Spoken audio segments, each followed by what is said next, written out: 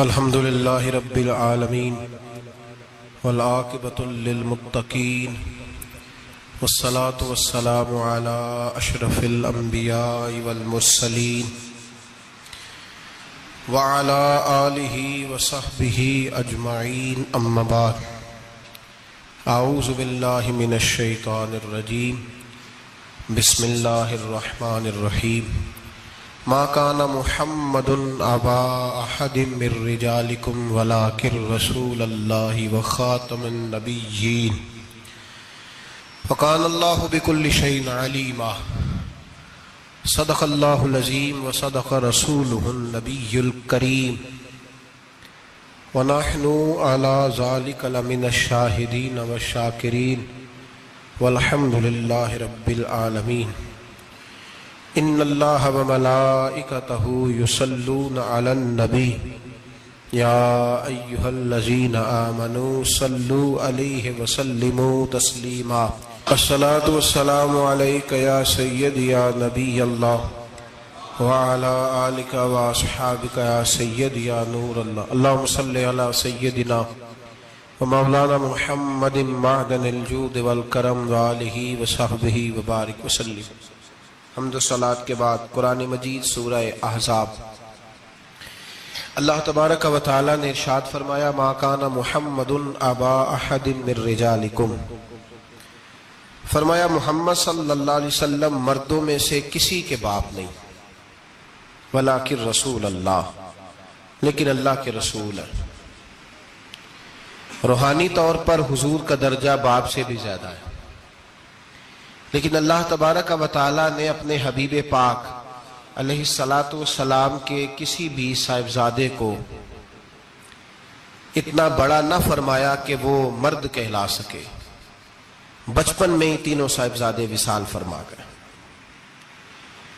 مردوں میں سے حضور کسی کے بھی باپ نہیں ہیں۔ حضرت زید بن حارثہ رضی اللہ تعالیٰ عنہ کو نبی پاک صلی اللہ علیہ وسلم نے پالا۔ وہ حضور کے اس طرح کے غلام تھے کہ لوگ انہیں حضور کا بیٹا ہی سمجھنے لگے۔ بہت سارے لوگ کہنے لگے زید بن محمد صلی اللہ تعالی علیہ وسلم۔ اللہ کریم نے منع فرمایا، فرمایا میرے رسول مردوں میں سے کسی کے بھی باپ نہیں ہیں۔ حضور اور اس کی وجہ نبی پاک صلی اللہ تعالی علیہ وآلہ وسلم مردوں میں سے کسی کے باپ نہیں، اللہ کے رسول ہے، وخاتم النبیین، اور سب نبیوں میں سے آخری نبی ہے۔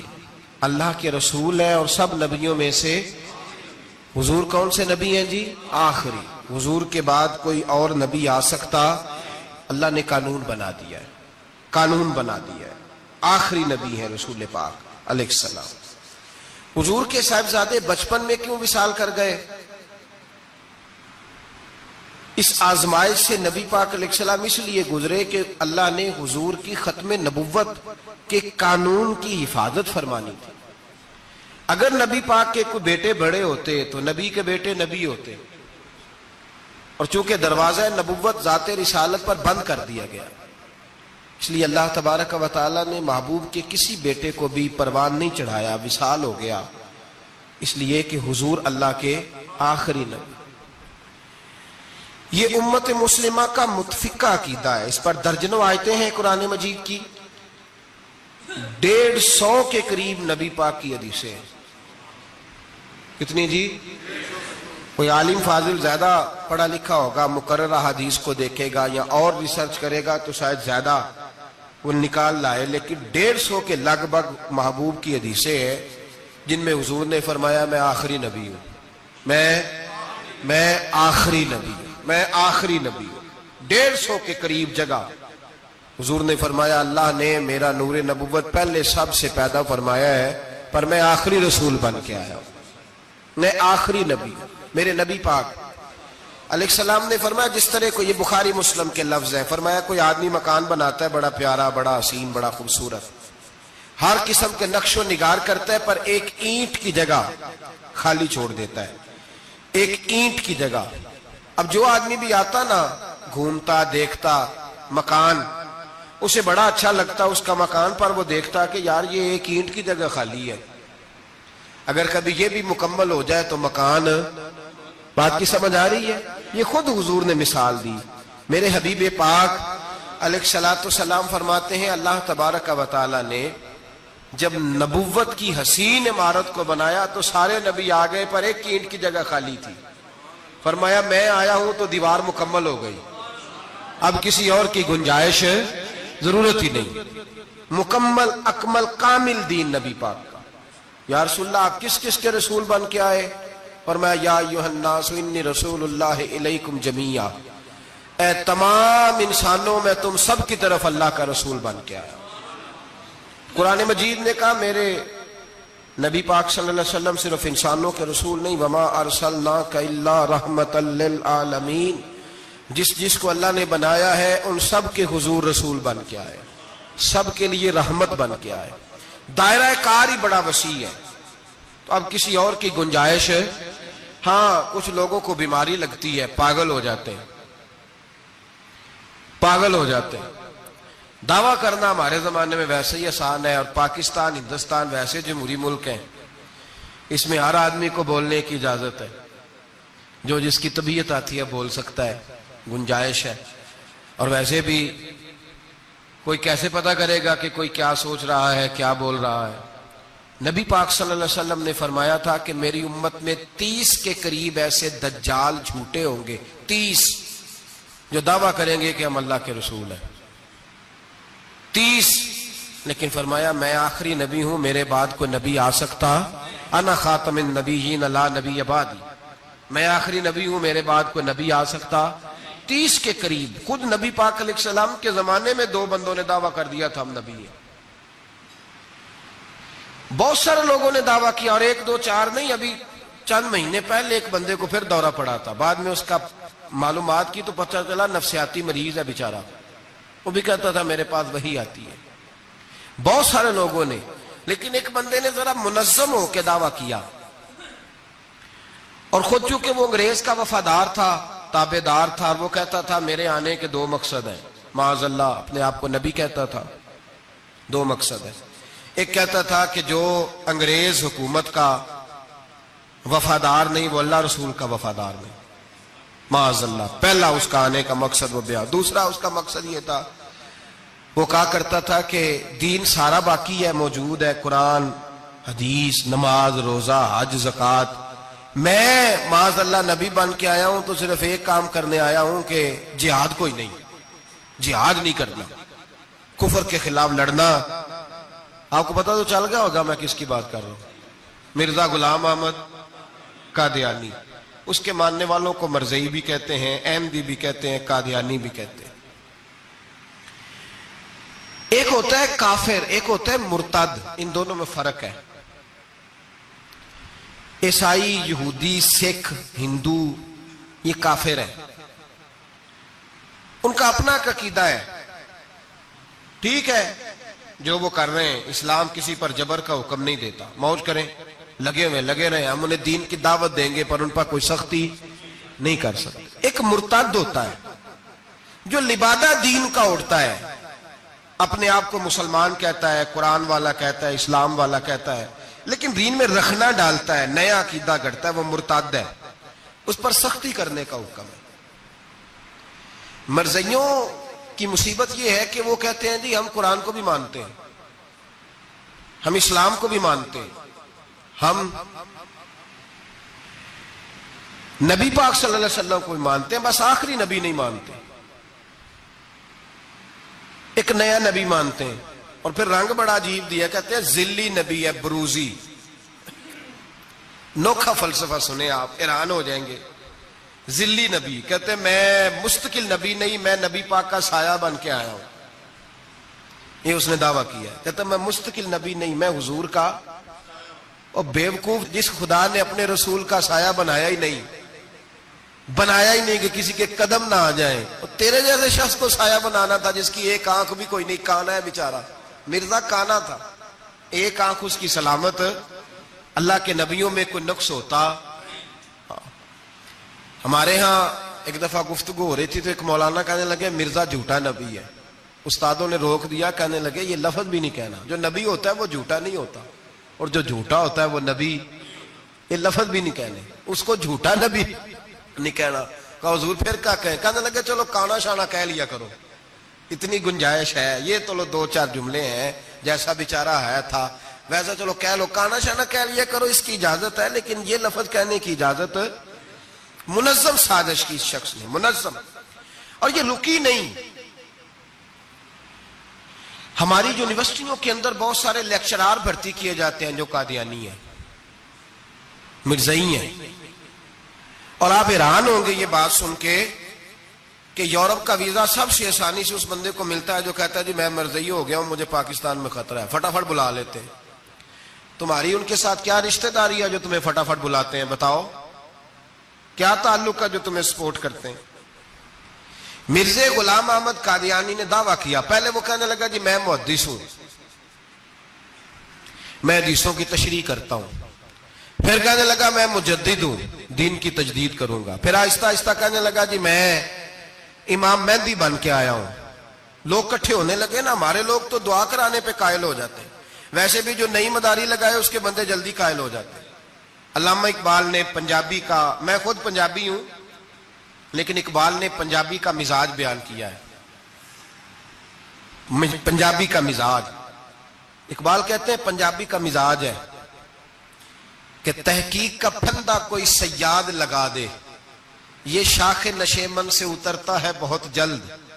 کہتے ہیں کوئی مداری دکھائے صحیح، اس کا کام ہے فٹافٹ پہنچ جانا. یہ مداریوں کا زمانہ ہے، جو اچھی مداری لگا لے، شور شار اچھا کرے، اس کے گرد لوگ، جو کہے میں نے پھونک ماری تو بندہ چل پڑا، پھونک ماری تو گر گیا، پھر میں نے ایسے کیا تو ایسے ہو گیا. کوئی مداری دکھائے صحیح، مداری کا دور ہے. اس نے بھی مداری لگا لی، میں دعا کرتا ہوں تو فلانا صحیح ہو گیا، میں یہ کرتا ہوں تو کبھی محدث ہو گیا، کبھی وہ مجدد ہو گیا. پھر کہنے لگا میں امام مہدی ہوں. پھر اس نے تھوڑی ترقی کر لی تو کہنے لگا میں مسیح موعود ہوں، وہ جو حضرت عیسیٰ علیہ السلام نے دوبارہ پیدا ہونا تھا تو لہذا میں آ گیا ہوں، معاذ اللہ. پھر آہستہ آہستہ جب اس نے سمجھا نا کہ اب بندے تھوڑے پکے ہو گئے ہیں جو میرے ساتھ ہیں، پھر کہنے لگا نہیں میں ذلی نبی ہوں، بروزی، میں سایہ بن کے آیا ہوں. مرزا غلام احمد قادیانی پشت پناہی اس کو انگریز کی حاصل تھی. کسی شخصی جب حکومتیں سپورٹ کرتی ہیں پھر اس کا آگے بڑھنا بڑا آسان ہو جاتا ہے. اس کی انگریز نے مکمل پشت پناہی کی. اپنے بچوں کو سمجھائیں جو بات عرض کر رہا ہوں.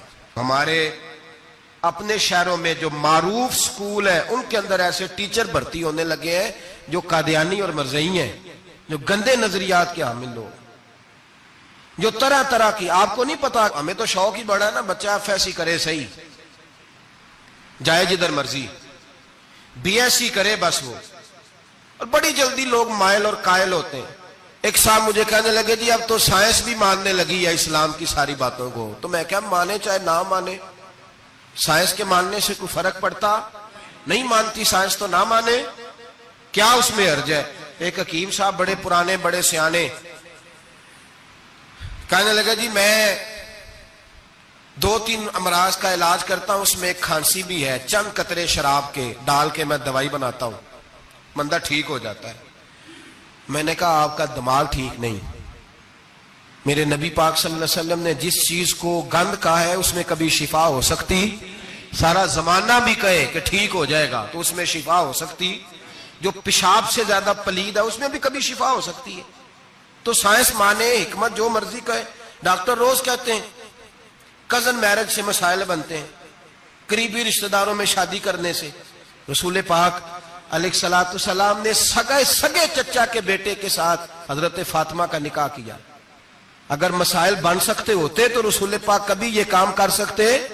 سوال ہی پیدا نہیں ہوتا. روز ڈاکٹر کہتا ہے آپ پتہ کرنے جائیں بیماری کہاں سے لگ گئی، آپ کے خاندان میں تو کسی کو نہیں تھی، فلانے کو تو نہیں تھی، سسرال میں میکے میں. بھئی اللہ کے رسول نے فرمایا بیماری متعدی نہیں ہوتی، ایک کو دوسرے سے لگ سکتی. تو ساری دنیا کے ڈاکٹر کہیں بے شک ہماری طبیعت مان سکتی، ہم کوئی کچے نظریات کے لوگ ہی نہیں. یہاں تو بندے فٹافٹ ایسے ہو جی وہ سنا تھا اس نے کہا تھا. کیا مطلب ہے؟ ساڈے نبی دی زبان ساڈے واسطے قرآن، ساڈے نبی دی زبان ساڈے واسطے قرآن، ختم ہو گئی بات. جو مرضی کو کہتا، پھر عقیدہ مضبوط، زبردست، ایک منٹ کے لیے بھی ہلنے کی ضرورت نہیں. مرزا صاحب نے دعوے کر دیے، لوگ کٹھے ہونے لگے، انگریز کی پشت پنائی تھی، اور اس نے سب سے پہلا اٹیک ان لوگوں پہ کیا جو سردار کہلاتے تھے، چودھری کہلاتے تھے، زمیندار تھے. غور کریں جو بات سمجھا رہا ہوں. اس کا سب سے پہلا الناس والا دین ملوکہم، لوگ اپنے سرداروں کے مذہب پہ ہوتے ہیں. مرزے کا سب سے پہلا اٹیک، قادیانیوں کا سب سے پہلا جو حربہ تھا وہ چودھری لوگ تھے، بڑے لوگ. اس لیے کہ اسے پتا تھا کہ ان لوگوں پہ قبضہ جمایا جائے گا تو باقی جو عوام ہے اس کو قریب کرنا آسان ہو. بڑے بڑے ذمہ پہ، جگیرداروں پہ، مالداروں پہ، رئیس لوگوں پہ اس نے پھندے ڈالے، قابو کیے، اور ایک جمعیت تیار کر لی. پھر جب لوگ کٹھے ہو گئے اور اس نے دعویٰ کر دیا کہ میں نبی ہوں، علماء نے اس کو کئی دفعہ بلایا. حضرت پیر میر علی شاہ صاحب رحمت اللہ علیہ، پیر صاحب نے فرمایا کسی میدان میں سامنا تو کر، گفتگو تو کر، پر وہ سامنے آنے کو تیار. امیر ملت پیر جماعت علی شاہ صاحب محدث علی پوری رحمت اللہ علیہ فرمایا سامنے تو آ، نہ کہیں سامنے تو آ تو صحیح. حضرت حجت الاسلام مولانا حامد رضا خان صاحب رحمت اللہ تعالی علیہ حضرت کے صاحبزادے فرمانے لگے تو ایسا بے ایمان ہے، سامنے کیوں نہیں آتا، باہر تو نکلنا، آ تو صحیح. ہم تو اس رسول کے ماننے والے ہیں جو ہر میدان میں سامنے آ جاتے تھے، ہر میدان میں. لیکن نا نبی دنیا میں تبلیغ کرنے آتے ہیں، کشتی کرنے نہیں آتے. مولانا حامد رضا صاحب نے وزیر خان مسجد میں تقریر کی، اعلیٰ حضرت کے شہزادے تو فرمانے لگے ہم تو اس رسول کے ماننے والے جو ہر میدان میں سامنے رہے. نبی پاک باہر نکلے تو رکانہ پہلوان بکریاں چرا رہا تھا، کھیت میں تھا، کہنے لگا میں نبی تب مانوں گا جب میرے ساتھ کشتی کریں گے. حضرت بلال حبشی رضی اللہ تعالیٰ عنہ فرماتے ہیں کہ حضور کا مزاج نرم و نازک تھا، ہاتھ پھول سے زیادہ نرم ہوتے تھے، کستوری سے زیادہ خوشبودار ہوتے تھے، نرم و نازک وجود تھا، مکھی نہیں بیٹھتی تھی. جب اس نے یہ بات کی تو میرا دل کیا میں آگے بڑھ کے کہوں تو بیوقوف ہے، کبھی کشتیوں کے ساتھ بھی تبلیغ ہوئی ہے، بیوقوف ہے تو. کہتے ہو، کہنے لگا جی میرے ساتھ تو سینکڑوں لوگ آئے، کوئی مجھے گرا نہیں سکا، اگر آپ گرا دے تو میں کلمہ پڑھ لوں گا. کہتے رسول پاک نے آستینیں چڑھائی، فرمایا چل آجا کشتی کر لیتے. تو صحیح میدان میں نکل، میرے رسول پاک نے آستین چڑھائی، تامت مبارک کو سمیٹا، فرمایا چل آجا. ہر میدان میں رسول پاک تشریف لائے، نبی پاک سامنے ہوئے، حضور نے اس کو داؤ لگانے کا موقع دیا. کبھی ٹانگوں کی طرف بھاگتا، کبھی پیچھے آتا، کبھی دائیں. جب بھاگ کے حضرت بلال کہتا وہ بھاگ رہا تھا، حضور مسکرا رہے تھے. سبحان اللہ. نبی پاک کیا بات ہے، سرکار ہنس رہے تھے کہ چل چل یار ٹھیک ہے، بھاگ دوڑ لے. جب بھاگ دوڑ لیا تو میرے نبی پاک نے بازو سے پکڑا، 2-3 دفعہ لایا تو زمین پہ گر گیا. حضور نے پکڑ کے اٹھایا، فرمایا میں صرف گرانے نہیں آیا، میں تو اٹھانے آیا ہوں. کھڑا کیا تو کہنے لگا نہیں آپ نے تو مجھے موقع ہی نہیں دیا. تو حضور نے فرمایا دیر کوئی نہیں ہوئی، تو دوبارہ آ جا، کوئی عرض نہیں، آ جا دوبارہ سے. دوبارہ آیا تو میرے حبیب نے 2 دفعہ ہلایا تو پھر جا گرا. کہنے لگا نہیں ابھی بھی میں سنبھل نہیں سکا تھا. فرمایا کوئی عرض نہیں، یہ کوئی ایسا معاملہ ہے، تو دوبارہ آ جا. اب کہ جب آیا نا تو حضرت بلال کہتے ہیں وہ دستے مبارک جن کو میں تھامتا تھا تو لگتا تھا پھول تھام لیے ہیں، ان ہاتھوں سے حضور نے اٹھا کے فضا میں بلند کیا اور حضور نے دھڑام سے زمین پہ گرایا. تو کلمہ پڑھتا ہوا کھڑا ہوا، کہنے لگا اے محبوبہ جو تیرے ہاتھ میں طاقت ہے وہ تیری نہیں، وہ خدائی طاقت ہے، وہ خدائی طاقت ہے، خدائی. میرے رسول پاک علیہ السلام ہر میدان میں، علماء نے کہا تو نکل تو صحیح، پر کبھی باہر نکلا فوت کا ہوا تھا. پتا تھا آپ کو فوت کا ہوا تھا جی؟ چلو مینوں تے دسن دی لوڑ ہی نہیں، تہاں تے سارا پتا ہوتا. باتھ روم میں مرا، وہ باتھ روم میں. اور آج تک لوگ باز نہیں آئے، ان کی عبادت گاہیں ہیں، بڑے چکر ہیں. اب ایک نیا بہانہ میں سنتا ہوں، نیا بہانہ کہتے ہیں جی پاکستان کی اسمبلی نے انہیں کافر کہا ہے. اسمبلی وزیر اعظم صاحب شیخ الحدیث ہے آپ کے، اسمبلی میں جو لوگ بیٹھتے ہیں شیخ، ان کا کیا کفر اسلام سے، کیا وہ کسی کو کہیں گے بیچارے. سورت اخلاص تو ہمارے وزیر داخلہ اور وزیر خارجہ نہیں سنا سکتے، یہ حال ہے. بہت بڑے بڑے بیرسٹر کہلانے والوں کو سورت اخلاص نہیں آتی، انہوں نے کسی کو کافر مسلمان کیا کہنا ہے. اسمبلی کا مسئلہ نہیں ہے، امت مسلمہ کے علماء محدثین محققین کا متفقہ فیصلہ ہے کہ مرزائی کل بھی کافر تھے، آج بھی قیامت تک کافر اور بدترین کافر ہے، ہلکے پھلکے کافر بھی نہیں، سپرلیٹر ڈگری ہے، زبردست قسم کے کافر ہے، چھوٹے موٹے بھی نہیں، آخری درجے کے بدترین مشرک ہیں۔ ہم لوگوں کی اپنی موج ہے جمہوری، اور نہیں جی نہیں نرمی کرنی چاہیے، نہیں جی نہیں نرمی کرنی۔ ایک پارٹی والا دوسرے پہ سختی کر رہا ہے، مذہب کے معاملے میں سارے اس نے اخلاق کے قائل ہیں، سب اخلاق کے قائل ہیں۔ نرمی کرو ٹھیک ہے، سب کو کہو چلو ٹھیک ہے گلی برابر کی ہے، ووٹ برابر کے لے لو، وہاں کہتے ہیں نہ دیے تو لڑائی بھی ہوگی، ناراضگی بھی ہوگی، جھگڑا بھی ہوگا، یہ بھی ہوگا۔ دنیا داری کے معاملے میں سختی اور دین کے معاملے میں ایسا نہ کرو۔ وہ بدترین مشرکین ہیں، انہوں نے ایسے ایسے ظلم کیے۔ وہ تو کہتے ہیں جو ہمارے پیچھے نماز، مرزا تو یہ کہتا تھا جو مجھے نہیں نہ مانتے وہ سارے شیطان کے پیروکار ہیں، تو سب کو شیطان کہہ رہا ہے، تو نرمی کر رہا ہے۔ اور پھر اس کی کرامتیں بڑی عجیب تھی، فرشتہ آتا تھا وہی لے کے، اس کا نام تھا ٹیچی ٹیچی، اپنی کتاب میں لکھا ہے۔ نام کیا ہے؟ نبی پاک صلی اللہ علیہ وسلم نے فرمایا کہ جناب عائشہ کے ساتھ میرا نکاح اللہ نے آسمانوں پہ کیا ہے۔ اس نے حدیث پڑھ لی تو سویرے اٹھ کے اس نے بھی ایک فتویٰ دیا۔ ایک بی بی تھی، نام تھا محمدی بیگم، کہنے لگا میرا بھی اس کے ساتھ آسمانوں پہ نکاح ہو گیا ہے۔ پھر ساری زندگی محمدی بیگم کی منتیں ہی کرتا رہا۔ اس نے کہا میں نے نہیں کرنا تیرے بے ایمان کے ساتھ نکاح۔ کیسا آسمانوں پہ نکاح ہوا تھا، پھر زمین پہ ہو سکا؟ ایسا بدبخت آدمی، ایسا بدبخت۔ اور اس کو جو خوابیں آتی تھی بڑی نرالی تھی۔ 15 روپے کا ملازم تھا، وہ ماہانہ 15 روپے ملتے تھے، سیالکوٹ میں ملازمت کرتا تھا۔ جب یہ اس نے ڈھونگ اور ڈرامہ رچایا تو موجیں لگ گئی۔ میں نے کہا کہ مداری کوئی بھی کرے تو لوگ کٹھے ہو جاتے، سیدھی سیدھی بات، صاف ستھری بات تو اتنی جلدی ہضم ہی نہیں نہ ہوتی لوگوں کو۔ تو اس نے جب وہ کہتا مجھے خواب آئی ہے۔ خواب کیا آئی ہے؟ کہتا وہ میرے پاس کوئی آنے والا آیا تو مجھے ہزاروں روپے دے گیا ہے۔ جب بھی اس کو خواب آئی کوئی ہزاروں روپے کی آئی، دولت کی آئی۔ ملا رومی نے بڑی پیاری بات لکھی ہے۔ ملا رومی کہتے ہیں کہ ایک بادشاہ تھا تو اس کے زمانے میں ایک بندے نے نا نبوت کا دعویٰ کر دیا۔ اس نے کہا میں بھی نبی ہوں، معاذ اللہ ثم معاذ اللہ۔ بادشاہ بڑا سمجھدار تھا، سیانا بندہ تھا۔ اس نے کہا اس کا پس منظر تو پتا کرو، کوئی پاگل تو نہیں، کوئی گھر میں جھگڑا تو نہیں رہتا، اس کا بھوک کا ستایا ہوا تو نہیں، کیونکہ اس طرح کے بندے مختلف دعوے کرتے پھرتے ہیں۔ پتہ کیا، معلومات کی، تو لوگوں نے آ کے بادشاہ کو بتایا کہ نا کچھ نہیں نا تو 15 دن اس کو روٹی نہیں ملتی بیچارے کو۔ بڑے کاروبار کی ہے، چمکا کوئی نہیں، تو اس نے کہا چلو یہ والا کام کرتے ہیں، مشہور تو ہو جائیں گے نا، بدنام جو ہوں گے تو کیا نام نہ ہوگا۔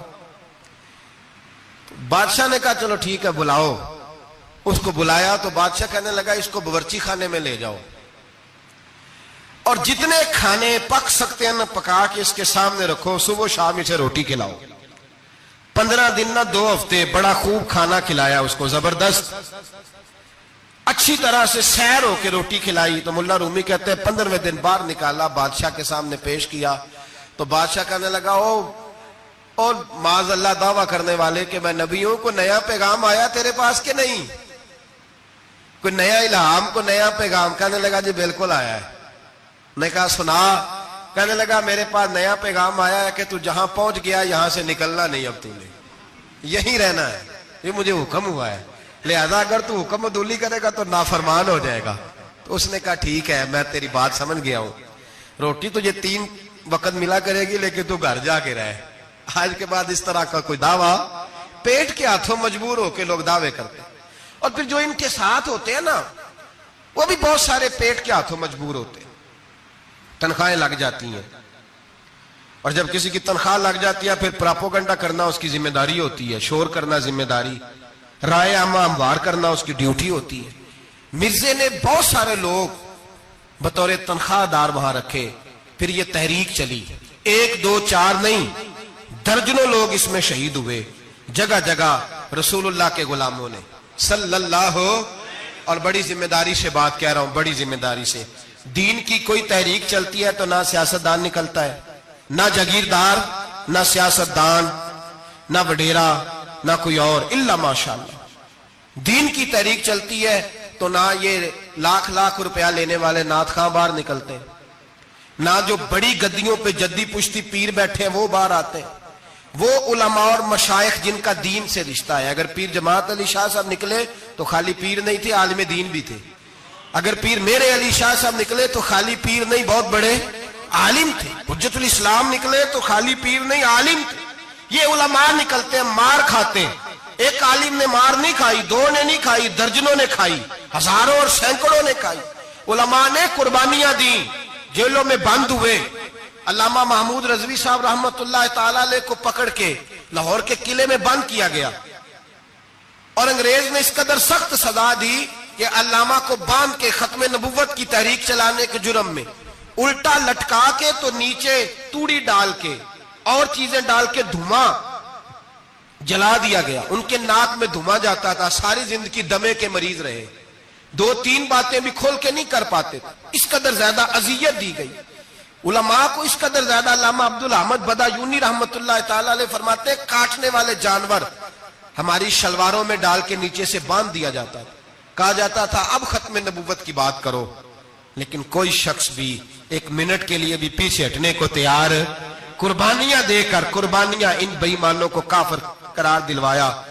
اور پھر بطلے حریت امام وقت حضرت علامہ شاہ احمد نورانی رحمت اللہ علیہ اور مولانا عبدالستار خان نیازی کو سزائے موت کا حکم ہوا. مولانا ابو الاسناد اعلیٰ حضرت کے خلیفہ تھے، ان کے صاحبزادے سید خلیل احمد صاحب رحمت اللہ تعالی علیہ کو سزائے موت کا حکم ہوا کہ مرزائیوں کے خلاف انہوں نے علم بلند کیا. وہ تو پاکستان بنا. پھر جدوجہد شروع ہوئی، پھر زور ہوا. پھر علامہ نورانی رحمت اللہ علیہ کی قیادت میں پورے زور اور شور کے ساتھ تحریک چلی. آخر مجبور ہوئے اس دور کے وزیر اعظم بھٹو صاحب مجبور ہو گئے اور کہا ٹھیک ہے سویرے میں مرزے کے پوتے کو بلاتا ہوں، آپ اسمبلی میں بیٹھ کے بات کریں، ان سے گفتگو کریں. اگر ہم قومی اسمبلی کے ممبران نے دیکھا واقعی جھوٹا ہے تو ہم انہیں اقلیت قرار دے دیں گے. علامہ نورانی حضرت ابو بکر صدیق کی اولاد تھے اور میرے اعلیٰ حضرت فاضل بریلوی رحمت اللہ علیہ کے خلیفہ کے بیٹے تھے، اور خود حضور مفتی اعظم ہند رحمت اللہ علیہ کے مرید تھے. حضرت علامہ نورانی ساری زندگی ایسا لباس پہنتے تھے کہ اس کے اندر سلوٹ نظر نہیں آتی تھی. امامہ اتنا حسین ہوتا تھا کہ دیکھنے کو دل کرتا تھا، اور گاڑی میں بہترین میں بیٹھتے تھے. لیکن مکان ساری زندگی کرائے کا رہا، کرائے کا. لوگ کہتے ہیں ملنے جاتے تھے، سیڑھیوں سے اترتے تھے تو علامہ نورانی سیڑھیوں پہ بٹھا لیتے تھے، کہتے 2 ہی کمرے ہیں اور میں آپ کو بٹھا نہیں سکتا، گھر میں جگہ نہیں. تو کہا حضرت آپ اجلے تو بڑے نظر آتے ہیں. تو آپ فرماتے لباس دنیا کو دکھانے کے لیے پہنا ہے، اور باقی تو سارا میرا معاملہ خدا رسول کے ساتھ ہے. میں جانوں اللہ رسول جانے. میں بھکاری بن کے نہیں جینا چاہتا، خودداری کے ساتھ وقت گزارنا چاہتا ہوں. علامہ نورانی کہتے ہیں جس رات صبح اسمبلی میں مناظرہ ہونا تھا تو میں سوچنے لگا آج رات کیا کروں. تو پھر مجھے خیال آیا میں نے وہی کرنا ہے جو بدر کی رات میرے مصطفیٰ نے کیا تھا. ساری رات میں مصلے پہ بیٹھا رہا. کہتے ہیں بس اونگ لگی تو بات بن گئی، آنکھ لگی تو بات بن گئی. کہتے ہیں سحری کا وقت ہوا تو دستک ہوئی دروازے پہ. 2-3 نادان دوست کہنے لگے آپ ہمارے گھر آئے. فرماتے میں ان کے گھر گیا. جب ان کے گھر پہنچا تو وہاں مرزئی اور قادیانی 10 کروڑ روپیہ بریف کیس میں بند کر کے لائے اور کہنے لگے مولانا یہ بیانہ ہے، بیانہ، یہ آپ بیانہ پکڑ لیں اور باقی پیسے بعد میں. سنا ہے مکان بھی کرائے کا ہے، سنا ہے آپ کے پاس کوئی پراپرٹی نہیں، یہ بیانہ لے لے باقی بعد میں آئے گا. علامہ نورانی کہتے ہیں میں نے جب پیر کی ٹھوکر لگائی تو بریف کیس کھل گیا اور اس میں کروڑوں روپے بکھر گئے. مجھے کہنے لگے پیسے دیکھ کے تو آپ کو خیال آ گیا ہوگا کہ بچوں کے لیے بھی کچھ سوچنا ہے، پیچھے بھی پلٹ کے دیکھنا ہے. تو نورانی صاحب رحمت اللہ علیہ فرمانے لگے میں نے کہا ہاں میں وصول تو کر لیتا پر تم نے قیمت بڑی تھوڑی لگائی ہے. ایمان بیچنا اتنی تھوڑی قیمت؟ میری تو رات زیادہ قیمت لگ گئی ہے، بڑی زیادہ قیمت، میں تو بک گیا ہوں پہلے سے. کہنے لگے آپ کی کیا قیمت لگی ہے؟ فرمانے لگے رات میں درود پڑھتے پڑھتے سویا ہوں تو مدینے والے رسول کا دیدار نصیب ہوا ہے اور نبی پاک نے تھپکی دے کے کہا فکر نہ کرنا میں تیرے ساتھ ہوں.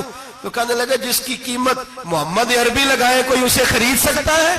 سویرے میدان لگے گا اسمبلی میں اور میں اسمبلی کے فلور پہ ثابت کروں گا تم کل بھی بے ایمان تھے، آج بھی بے ایمان ہو، قیامت تک تم بے ایمان ہی رہو گے. جتنا مرضی پڑھ جاؤ، لکھ جاؤ، جتنی مرضی بڑی عبادت گاہیں بنا لو، جتنا مرضی شور کر لو اور جتنے مرضی کینیڈا اور امریکہ تمہارا ساتھ دے لے، ہمارے رسول آخری نبی ہے، حضور آخری نبی ہے، یہ امت کا متفقہ عقیدہ ہے، اس میں کسی کو رکھنا ڈالنے کی اجازت۔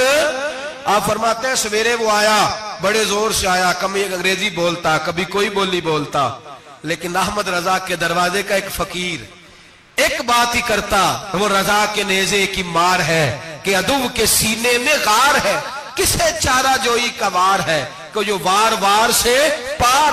کہتے ایک اور مولوی صاحب بھی آئے میرے ساتھ مناظرہ کرنے، ان کی اپنی کتاب سے نکل آیا کہ نبی پاک کے بعد آخری کوئی اور نبی آ جائے تو فرق نہیں پڑتا، اپنی کتاب سے، ان کے دارالعلوم بانی، دارالعلوم بنانے والے کی کتاب سے نکل آیا۔ تو مولوی وہ مرزا کہنے لگا تم نے بھی تو لکھا ہے، ہم نے کہا یہ بھی بے ایمان ہے، اعلیٰ حضرت کہہ چکے ہیں یہ کافر ہے، یہ بھی تمہاری طرح کا ہی ہے ظالم، لہذا اس کی بات کا کوئی اعتبار نہیں ہے، کافر قرار دے دیا گیا۔ کفر تو ہو گیا، اقلیت تو ہو گئی، لیکن وہ آج تک اپنی حرکتوں سے باز۔ ہمارے بچوں کو پتہ ہی نہیں یہ کتنے غلط ہیں، ہمیں خبر ہی نہیں کہ یہ کتنے برے ہیں۔ بھائی ایک صاحب سے میری ایک دفعہ بات ہوئی، چودھری صاحب تھے، گفتگو ہوئی تو کہنے لگے جی ختم نبوت نہیں مانتے تو ختم ہو گیا مسئلہ، اللہ ناراض ہو جائے گا، ختم نبوت نہیں مانتے تو اللہ ناراض ہو جائے گا۔ میں نے کہا جناب کے کتنے بچے ہیں؟ کہنے لگے 4، زمین کتنی؟ 20 کلے، کتنے کتنے آئے بولیے؟ تو میں نے کہا کہ نیا بندہ آ کے کھڑا ہو جائے کہ میں بھی آپ کا بیٹا ہوں، تو آپ راضی ہیں؟ مثال دے رہا ہوں سمجھانے کے لیے، بلا مثال و بلا تشبیہ، آپ راضی ہو جائیں گے؟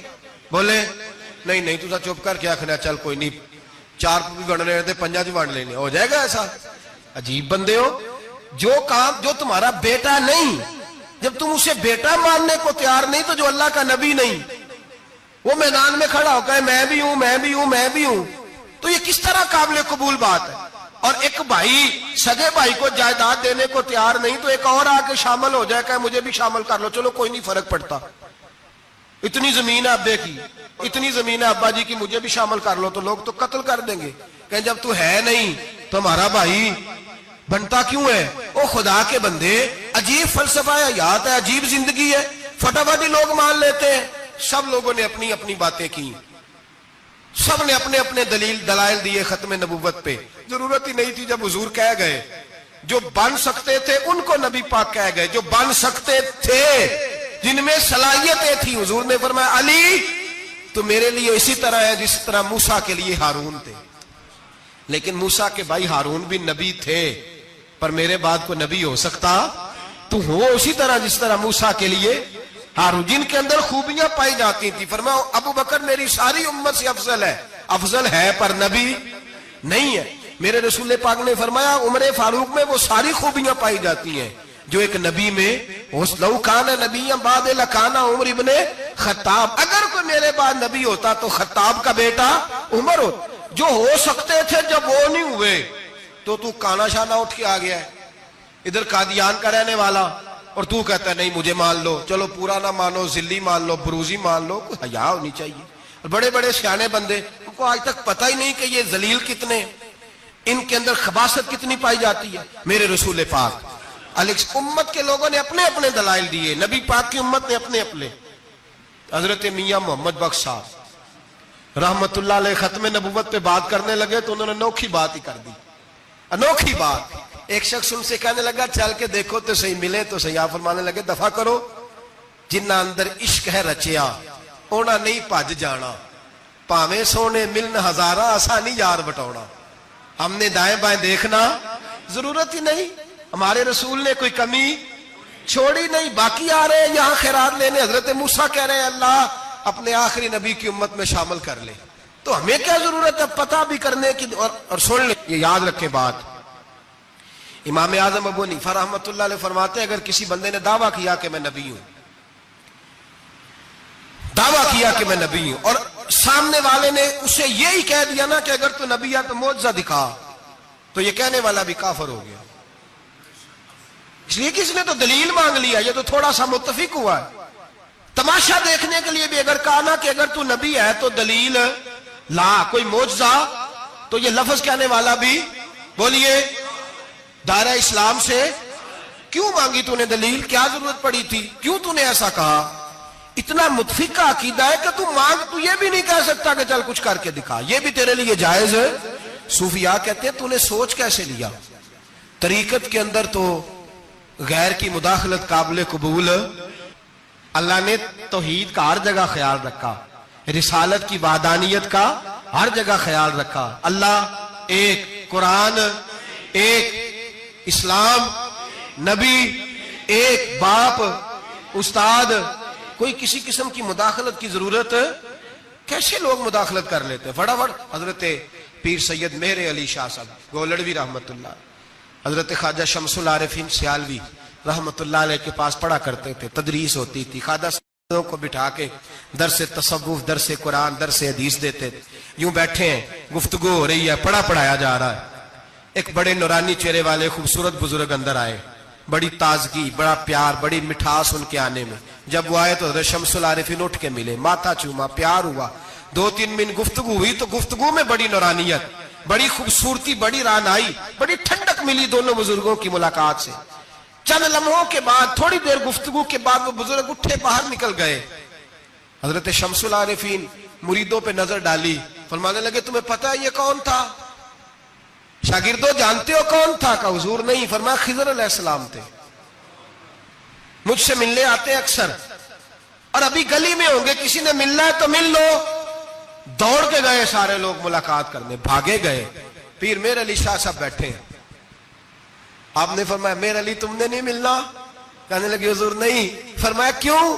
کہنے لگے حضور میں اسے نہ ملوں جسے خضر بھی ملنے آتا ہے، اسے نہ ملوں جس سے وہ ملنے آتا ہے، میں نے کیا کرنا ہے ان سے مل کے؟ آپ سے ملوں گا جن سے حضرت خضر بھی ملنے آتی ہیں۔ جنہ تنام وچ عشق ہے رچیا، اونا نہیں پج جانا، پانے پاویں سونے ملن ہزاراں، اسا نہیں یار وٹاؤنا، ضرورت ہی نہیں۔ ایسے حسین محبوب کے بعد کسی اور جگہ نظر جمانے کی طبیعت، ضرورت نہیں، توجہ نہیں، خیال نہیں۔ جس نے یہ پوچھ بھی لیا کہ تو بتا، کوئی معجزہ دکھا، وہ بھی دائرہ اسلام سے نبی پاک صلی اللہ علیہ وسلم کے زمانے میں حضور نے خود فرمایا تھا 30 کے قریب لوگ ہوں گے جو دعویٰ کریں گے ہم نبی ہیں۔ فرمایا دجال ہوں گے، کذاب ہوں گے جو دعویٰ کریں گے۔ ایک بندے نے تو حضور کی ظاہری حیات میں دعویٰ کر دیا، مسلمہ اس کا نام تھا، 150 سال کے قریب عمر پائی اس نے، اور بہت سارے اس کے ماننے والے اسی لیے ماننے لگے کہ عمر بڑی لمبی ہے۔ معاذ اللہ تعالیٰ، لوگوں کا اپنا اپنا مزاج ہے نا، ماننے کا اپنا اپنا مزاج ہے۔ ایک اس سے کانا آدمی دعا کرانے آیا، ایک آنکھ سے کانا تھا، اس نے دعا کرائی تو دونوں آنکھوں سے اندھا ہو گیا، دونوں آنکھوں سے۔ اللہ نے اسے سزا دی تو ایک ماننے والا کہنے لگا فٹافٹ مان جاؤ، ورنہ جو اس کی نہ مانے پورا اندھا ہو جاتا ہے۔ ماننے والوں کا اپنا انداز ہے نا۔ ایک لنگڑا آیا، ایک ٹانگ سے لنگڑا کے چلتا تھا، مسلمہ سے دعا کرانے آیا تو دوسری بھی ضائع ہو گئی، یہ اس کا حال تھا۔ پر ماننے والوں کا کیا کیا جائے؟ ماننے والے جس کو مرضی ماننے لگتے ہیں، نفسیاتی طور پر لوگ کمزور ہو جاتے ہیں۔ مسلمہ نے نبی پاک صلی اللہ علیہ وسلم کو خط لکھا، کہنے لگا حضور کے زمانہ مبارکہ میں، اور کچھ حدیثیں ایسی بھی ملتی ہیں جس سے یہ ثابت ہوتا ہے کہ اس کی حضور سے ملاقات بھی ہوئی، سامنے کچھ بول نہ سکا، جا کے خط لکھا، کہنے لگا کہ آپ میرے ساتھ معاہدہ کر لیں، جب تک آپ حیات ظاہری میں آپ نبی، اور جب آپ کا وصال ہو جائے تو میں نبی، یا یہ معاہدہ کر لیں کہ آدھے عرب کے آپ نبی اور آدھے کا میں نبی۔ معاذ اللہ، اس نے یہ خط لکھا۔ نبی پاک نے جواب لکھا، فرمایا میں تو اللہ کا رسول ہوں، تو کذاب ہے، تو کذاب ہے، جھوٹا ہے۔ لوگ ایک اور بھی، میں ایک دن آرٹیکل پڑھ رہا تھا، کہنے لگے جی مرزے کے اب بڑے ماننے والے ہیں، اس کو کذاب نہیں کہنا چاہیے، ان کو دکھ ہوتا ہے، جو جھوٹ بولے اسے جھوٹا نہیں کہنا چاہیے۔ تسی بول دے کیوں نہیں؟ توڑا کی پروگرام ہے، کہنا چاہیے کہ نہیں کہنا چاہیے؟ یہ ثواب ہوگا، اس لیے کہ جو نبوت کا دوچا دعویٰ کرے اس کو نبی پاک نے جھوٹا کہا ہے۔ حضور نے فرمایا تو کذاب ہے، کیا کہا ہے؟ تو انہوں ثواب ہوئے گا، آنکھوں گے تھے، کیا کہا ہے؟ کذاب۔ تو اس کو کذاب کہنا نبی پاک کی کیا کی نا، پھر جی منع والے تکلیف ہوتی تو میں کہا پئی ہوئے، وہ کذاب ہے، لہذا ہمیشہ کذاب ہی رہے گا۔ جب حضور نے کہا ہے جو دعویٰ کرے نبوت کا وہ کیا ہے، تو لہذا کذاب ہی رہے گا۔ حضور نے لکھا کذاب، جب نبی پاک نے کذاب لکھا نا خط میں، کون لے کے جائے گا؟ اب اس کے دربار میں جانا ہے، حالات بڑے خطرناک ہیں، اس کے گرد بندے بھی ہیں اور اس کے گھر جانا ہے، مشکل مرحلہ ہے۔ ایک صحابی تھے چھابڑی فروش، سر کے اوپر رکھ کے نا ٹوکرا، تو مدینے کی گلیوں میں کھجوریں بیچتے، 11-12 بچوں کے باپ تھے۔ کون جائے گا؟ اور جسمانی طور پہ بھی کمزور تھے، فٹافٹ اٹھے، کھجور کھا رہے تھے، ہاتھ کھڑا کر کے کہا حضور کسی اور کی ڈیوٹی نہ لگانا، میں جاؤں گا۔ جب یہ لفظ کہے تو ان کے منہ سے کھجور کے ٹکڑے گرے صحابہ کے چہروں پر۔ ایک صحابی کہنے لگے پہلے کھجور تو کھا لے، بڑی تجھے جلدی ہے بولنے کی، کھا تو لے۔ کہنے لگے اگر میرے کھاتے کھاتے ڈیوٹی کسی اور کی لگ گئی تو، کسی اور کی لگ گئی تو کیا کروں گا، جلدی ہے مجھے۔ حضور سید عالم صلی اللہ علیہ وسلم نے نا اپنا نیزہ دیا، گھوڑا دیا، فرمایا ذرا ڈٹ کے جانا، اس کے گھر جانا ہے۔ کہا محبوبہ فکر ہی نہ کرے، فکر نہ کرے۔ صحابہ کہتے ہیں اس طرح وہ نکلا جیسے کوئی جرنیل نکلتا ہے، اس کا انداز ہی بدل گیا، اس کے طور طریقے ہی بدل گئے، وہ یوں نکلے جیسے کوئی بڑا دلیر آدمی جاتا۔ حضور نے بھیجا ہے نا، نبی پاک نے بھیجا ہے نا، انداز ہی بدل گئے، طریقے ہی بدل گئے۔ مسلمہ کے دربار میں گئے، وہاں ایک شخص جو بعد میں مسلمان ہوا، وہ بتلاتا ہے کہ جب حضرت حبیب بن زید پہنچے نا تو نیزہ ہاتھ میں تھا، زور سے گاڑا جا کے اس کے دربار میں، زور سے گاڑ دیا زمین پہ۔ مسلمان نظر، کون ہو؟ آپ فرمانے لگے تجھے چہرہ دیکھ کے نہیں پتا چلا میں رسول اللہ کا نوکر ہوں؟ ہمارے تو چہرے بتاتے ہیں ہم رسول والے ہیں، ہمارے تو چہرے بتاتے ہیں نبی پاک والے، تجھے پتا نہیں چلا کون ہوں؟ کیسے آئے ہو؟ فرمایا یہ تیرے خط کا جواب لایا ہوں۔ بادشاہوں کا طریقہ یہ تھا کہ خط خود نہیں پڑھتے تھے، ساتھ ایک بندہ کھڑا ہوتا تھا، وہ خط پڑھتا تھا۔ مسلمان نے اس کو خط دیا، پڑھو۔ جب اس نے خط پڑھا تو لکھا تھا تو کذاب ہے۔ اب سب نے سن لیا، اکیلے میں ہوتا تو چلو بات اور تھی، سن لیا سب نے، آگ بگولا ہو گیا، آنکھیں سرخ ہو گئی، جلال برسانے لگا۔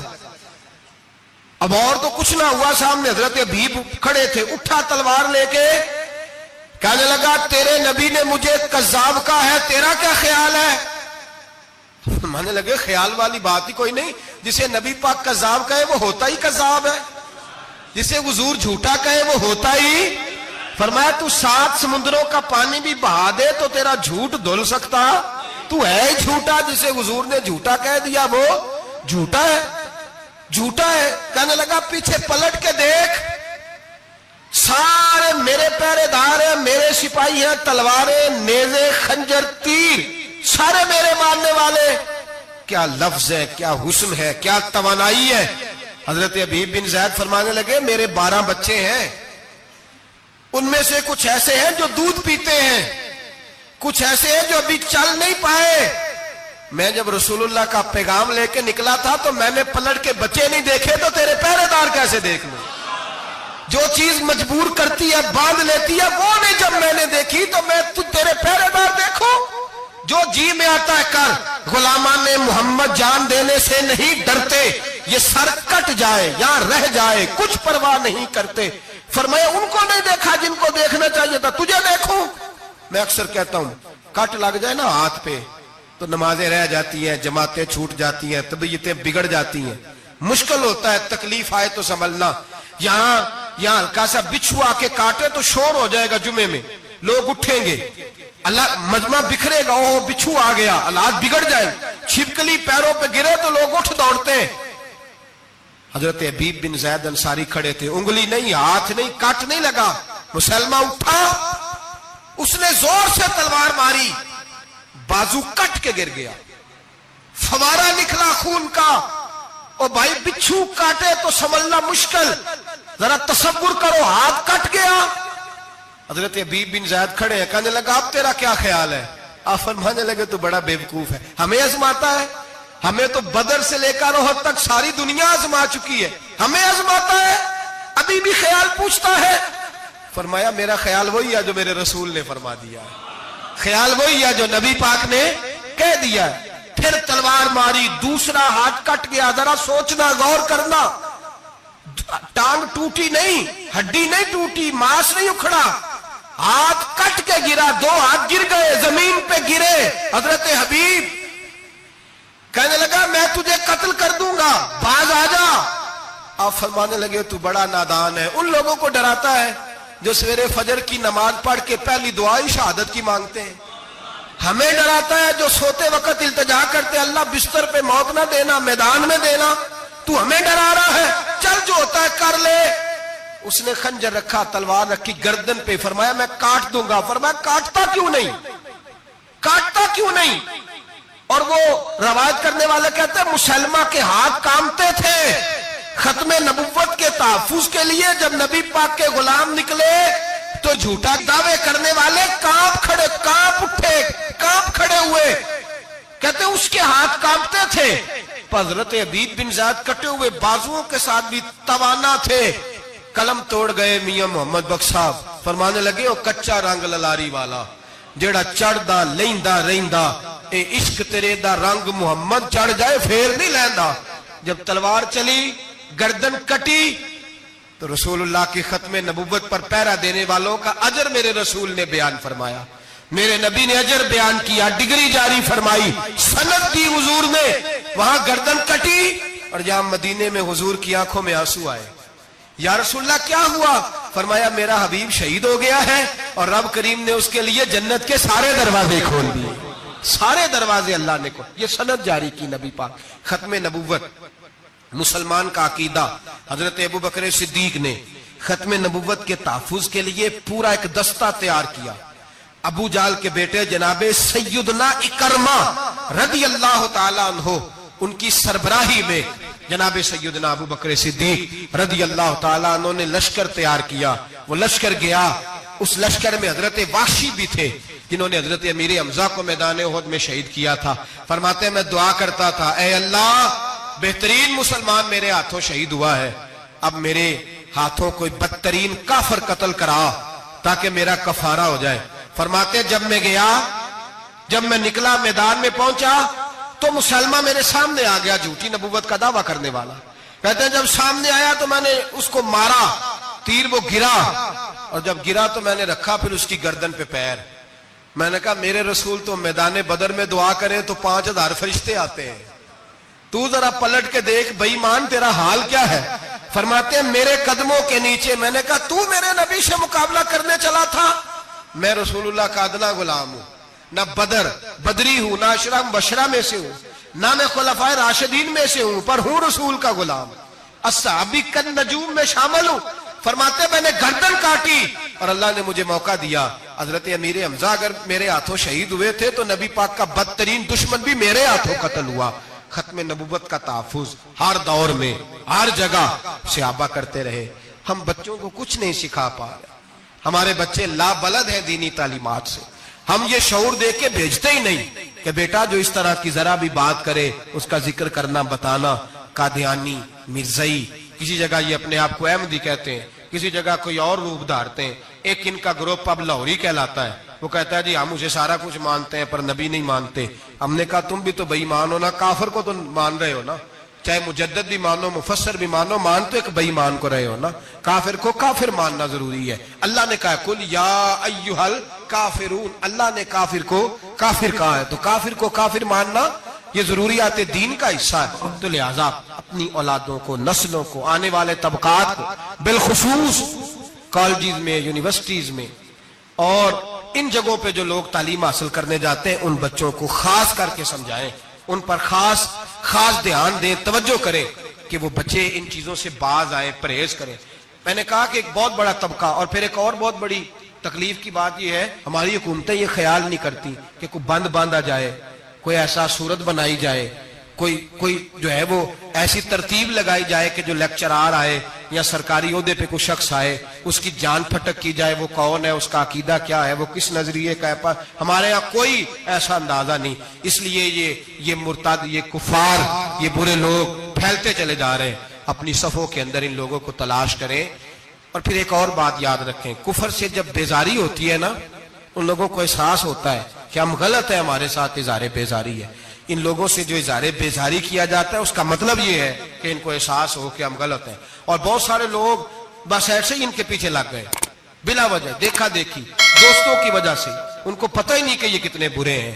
اللہ کی بارگاہ میں یہ دعا کرتے ہیں کہ اللہ تعالیٰ ہماری آنے والی نسلوں کو ان برے اثرات سے محفوظ رکھے، اور اللہ تبارک و تعالیٰ ہمیں حضور کے ختم نبوت کے عقیدے پر پختگی عطا فرمائے، ہمیشہ مدحت خیر الانام میں گزرے۔ مصطفیٰ مصطفیٰ مصطفیٰ